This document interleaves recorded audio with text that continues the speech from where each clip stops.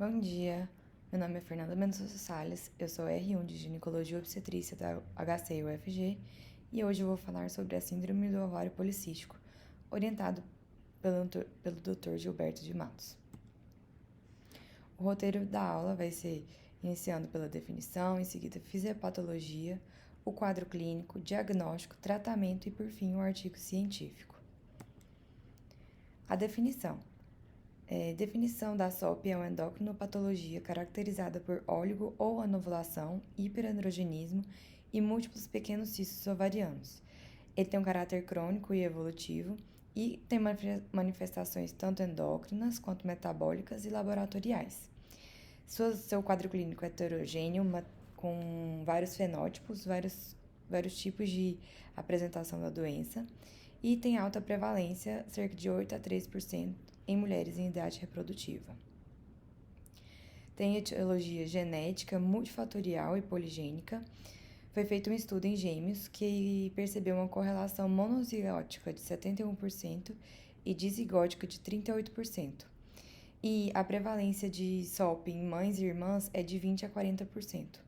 Os alvos genéticos incluem genes que regulam a secreção da ação de gonadotrofina, da foliculogênese ovariana, da secreção e ação de insulina e da biossíntese e ação de andrógenos.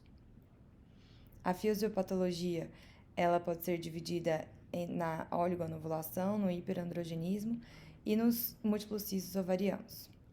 Então, inicia-se pelas gonadotrofinas, né, que ocorre uma secreção inadequada de gonadotrofinas, uma pulsatilidade anárquica do GNRH, que vai levar a um aumento da produção de LH pela hipófise em detrimento do FSH.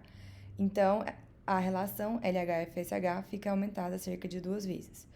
O LH, por sua vez, vai estimular a produção androgênica no ovário, nas células da teca. E o FSH reduzido vai diminuir a enzima aromatase nas células da granulosa. A aromatase vai fazer a conversão de testosterona em estrogênio, né? O estrogênio mais potente do ovário. Também está muito associada à resistência insulínica, então mulheres com SOP tendem a ter uma resistência insulínica e uma hiperinsulinemia compensatória. O mecanismo proposto para essa resistência é uma anormalidade na pós-ligação na transdução do sinal bediano pelo receptor insulínico. Resulta em vários distúrbios metabólicos, como diabetes, acantose nígrica, dislipidemia, que sempre deve ser investigado na síndrome do ovário policístico. Os androgênios também estão alterados, há uma elevação ocorre em decorrência da elevação do LH e da insulina da célula da teca, porque a insulina vai ter um efeito semelhante ao LH. Os ovários secretam níveis elevados de testosterona e androstenediona, e no tecido periférico vai ocorrer uma maior conversão de testosterona livre em estrona. Isso ocorre principalmente em mulheres obesas, que vão ter mais tecido adiposo. Quanto maior o tecido adiposo, maior essa conversão de testosterona livre em estrona. E há uma queda do SHBG, que é uma glicoproteína, ela é produzida pelo fígado, e que ela faz a ligação de hormônios sexuais. Com a queda do SHBG, vai ter mais testosterona livre e, portanto, maior ação de androgênios. A anovulação vai ocorrer devido a uma seleção do folículo dominante anormal pela estimulação insuficiente do FSH, o FSH está reduzido, e as células da teca vão ser mais sensíveis ao LH do que ao FSH. A insulina também está associada à anovulação por uma hiperestimulação nas células da teca, que vai levar à secreção de androgênios. Aqui é um quadro que faz um resuminho do que acontece. O hipotálamo vai fazer uma secreção errônea do GNRH na hipófise, que vai aumentar a produção de LH, em detrimento do FSH. O LH vai no ovário, nas células da teca, e vai aumentar a conversão de colesterol em androgênios. E esses androgênios na circulação sistêmica vai no tecido adiposo, principalmente em mulheres obesas, e vai ter a conversão em estrona, que são estrogênios. Essa estrona no útero vai aumentar o risco de hiperplasia endometrial. Já esse aumento de androgênios na pele vai cursar com hirsutismo, acne, e o aumento da resistência insulínica está muito associado à cantose nigricans. O quadro clínico, ele é baseado na irregularidade menstrual, que pode ser oligomenorreia, amenorreia ou um sangramento imprevisível.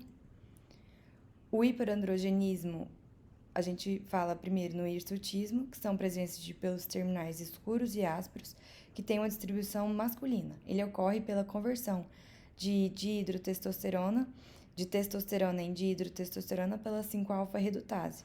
Nessa foto mostra mulheres com pelos mais masculinizados, em locais que não era para ter, e também mais grossos e mais escuros. O hirsutismo pode ser visto por essa pontuação de Ferriman-Galloway, que ele vai pontuar de 1 a 4 em cada local. E é dado o hirsutismo com uma pontuação maior que 4 para orientais e maior que 6 para outras etnias.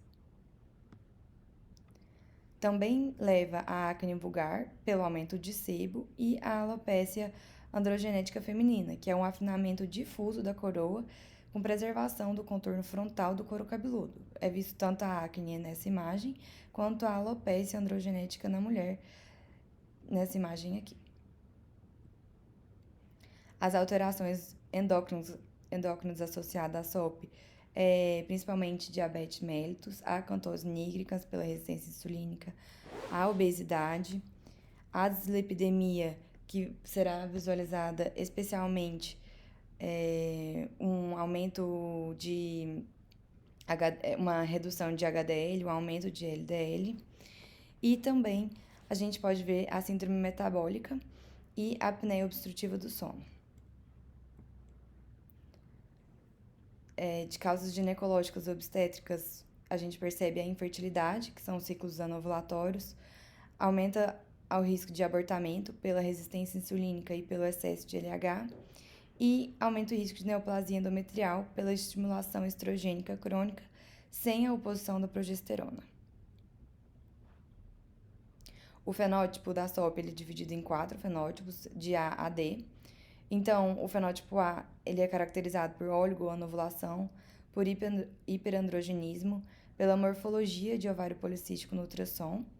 O B é pela oligoanovulação e hiperandrogenismo. O C já é o hiperandrogenismo com a morfologia no ultrassom. E o D é uma oligoanovulação com a morfologia dos ovários policísticos ao ultrassom. O diagnóstico é dado pelo consenso de Rotterdam, que precisa de 2 de 3 critérios a seguir, que são sinais clínicos de óligo ou anovulação, sinais clínicos ou bioquímicos do hiperandrogenismo e o ovário policístico no ultrassom. Então, a oligoanovulação pode ser definida como ciclos menstruais irregulares, sendo que esses ciclos irregulares estão normais no primeiro ano após a menarca, mas depois de 1 a 3 anos após a menarca, esses ciclos são definidos como menores do que 21 dias ou maiores do que 45 dias, e 3 anos após a menarca, menor que 21 dias ou maior que 35 dias, ou então menos de 8 ciclos por ano. Já a menorreia secundária é caracterizada por mais de 90 dias ou 3 meses, sem menstruar, depois de 1 ano da menarca, ou uma infertilidade conjugal. O hiperandrogenismo, os marcadores clínicos é a pele oleosa, a acne, a seborreia, o hirsutismo, a alopécia, a obesidade androide. E os marcadores laboratoriais é dado pela elevação basal de LH, uma relação LH-FSH maior que 2, uma testosterona total e livre elevadas e a redução de SHBG. No ultrassom, a gente percebe, faz o diagnóstico de SOP quando tem mais de 20 folículos antrais de 2 a 9 milímetros ou um volume ovariano acima de 10 centímetros cúbicos, sem a visibilização de corpo lúteo ou de folículos dominantes. E lembrando que esse critério de ovários policísticos no ultrassom só pode ser dado quando já passou 8 anos da menarca, então ele não é usado como critério diagnóstico para adolescentes. Aqui eu mostro uma imagem de um ovário normal e aqui um ovário policístico. E é sempre importante frisar que SOP é um diagnóstico de exclusão. Então, antes de você dar esse diagnóstico, é importante dosar fazer alguns exames para excluir causas de oligoanovulação ou hiperandrogenismo. Então, essa tabela mostra os principais diagnósticos diferenciais que devem ser feitos antes de dar o diagnóstico. Primeiro aqui, com relação à oligoanovulação, na SOP há um aumento de testosterona e de S-DEA e da proporção LH-FSH. Sempre excluir hiper e hipotireoidismo pela dosagem de TSH e excluir hiperprolactinemia pela dosagem de prolactina. E o hipogonadismo hipogonadotófico pelo FSH, LH e estrogênio, que vão estar reduzidos, e uma insuficiência ovariana, que é vista principalmente pelo FSH, que está aumentado. Já os diagnósticos diferenciais do hiperandrogenismo é hiperplasia adrenal congênita, pela 17-hidroxiprogesterona, que vai estar maior que 200. Um tumor ovariano secretor de androgênio, visualizado pelo nível de testosterona total, que vai estar maior que 200. Lembrando que no ovário há a produção de DEA e de androgênios, mas S-DEA não. Então, se tem um S-DEA muito elevado, por exemplo, maior que 700, pensar em tumor de suprarrenal. Outro diagnóstico é a síndrome de Cushing, que vai ser visualizado pelo aumento de cortisol, e uso de andrógenos exógenos, né? Então, tem que fazer o rastreamento toxicológico. Aqui no final, essa tabela mostra alguns exames que devem ser feitos antes de dar o diagnóstico de SOP. Então, dosar FSH, LH, TSH, testosterona total, prolactina, SD e 17-hidroxiprogesterona. Fazer um teste de tolerância oral de glicose de 2 horas. Fazer o perfil lipídico, IMC, circunferência abdominal e a pressão arterial, também para avaliar a síndrome metabólica, que está muito associada à SOP. O tratamento é baseado principalmente na perda de peso, no geral, uma mudança de estilo de vida, né? Com um exercício físico de pelo menos 150 minutos por semana, reestabelecer a função menstrual, reestabelecer a função ovulatória naquelas que têm pretensão de engravidar e combater o hiperandrogenismo. Então, para o tratamento da anovulação, inicia-se com contraceptivo oral combinado. Eles vão induzir ciclos regulares, vão inibir as gonadotrofinas, o que vai reduzir o LH que está aumentado na SOP, melhora o hiperandrogenismo, eleva esse HBG, então faz ficar mais ligada com testosterona, diminuindo testosterona livre e melhorando os sintomas de hiperandrogenismo. E também, como reduz progesterona e como aumenta a progesterona, leva a uma proteção endometrial. Na escolha do anticoncepcional pode ser qualquer uma, mas alguns textos recomendam preferir aqueles com ação antiandrogênica maior, que é a ciproterona e a drospirenona. O único inconveniente é que eles têm um maior efeito trombótico. Nessa tabela aqui, eu coloquei mostrando quais têm uma atividade antiandrogênica melhor. Então, a progesterona tem, mas é um pouco mais fraca. A drospirenona tem uma atividade boa antiandrogênica e também tem uma atividade antimineralocorticoide, então é um pouco diurético. O Dianogest tem também uma atividade antiandrogênica e a ciproterona também. Para o tratamento de hirsutismo, então, tem a opção do anticoncepcional. A espironolactona, que é um antagonista de aldosterona, é um diurético leve, que tem um efeito antiandrogênico. Outras opções seria a finasterida, que inibe a 5-alfa-redutase, a ciproterona isolada, que também inibe a 5-alfa-redutase, e para aqueles pelos que já estão estabelecidos, fazer tratamento cosmético, né, com depilação a laser. O tratamento da acne ele pode ser iniciado com retinoide tópico, que são derivados de vitamina A, que vai reduzir a inflamação, regula o queratinócito folicular. Outra opção é o peróxido de benzoíla tópico, que é um antimicrobiano e anti-inflamatório. O antibiótico tópico ou sistêmico também é opção. E por os casos mais graves, mas que deve ser já feito pela dermatologista, é o isotretinoína oral, né, que é o famoso Rocutan. E lembrando que ele é teratogênico no primeiro trimestre de gestação, então sempre antes de iniciar, deve fazer uma dosagem de beta-HCG. Para o tratamento da obesidade, da diabetes, sempre é baseado na mudança de estilo de vida, com dieta, atividade física. E uma opção é a metformina, que vai melhorar os ciclos anovulatórios, vai reduzir a hiperinsulinemia e o hiperandrogenismo. E para o tratamento da infertilidade, como todos os outros, é a mudança de estilo de vida. E tem opções como o citrato de clomifeno, que vai se ligar aos receptores de estrogênio. Ele aumenta o risco de gestação múltipla. O letrozol, que está sendo mais utilizado, que é um inibidor da aromatase, ele tem se mostrado superior ao clomifeno. E tem uma opção de fazer uma associação entre citrato de clomifeno e metformina, principalmente para mulheres obesas com anovulação.